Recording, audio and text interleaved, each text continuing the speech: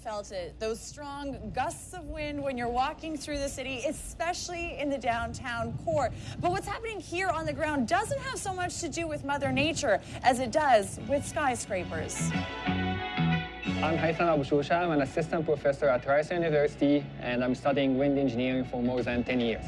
There's so many wind tunnels in Toronto, but that's not what they're called. Okay, so that's a misconception. The right terminology of what you said is the downwards, the vortex, again, like the corner vortex or the funneling. Let's say wind is this way, it will hit the upper part of the building and then get diverted downward. Once a building stops wind in its path, the wind slides down the facade, hitting the ground and causing a vortex. Normally, channeling effect when you have two buildings, okay, beside each other facing the wind.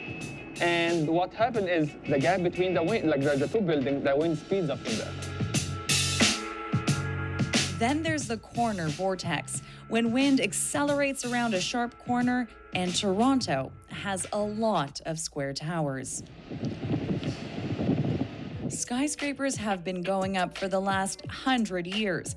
Conditions got so bad in the 80s that climbing ropes were installed along Front Street to prevent people from being blown away.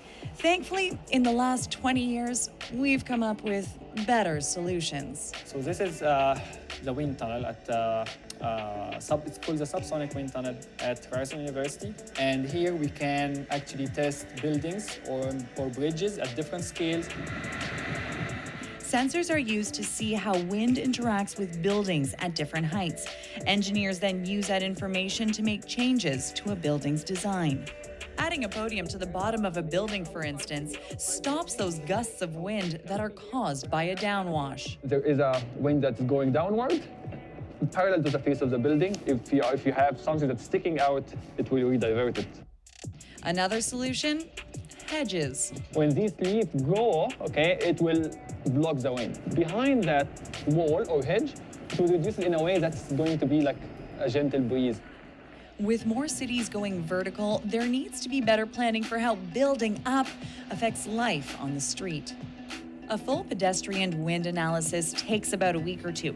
Problem is, when another building goes up, that could change the reading. It's coming this way.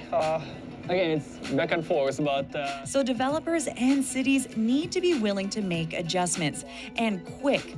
In a city like Toronto, there are nearly 400 new buildings proposed.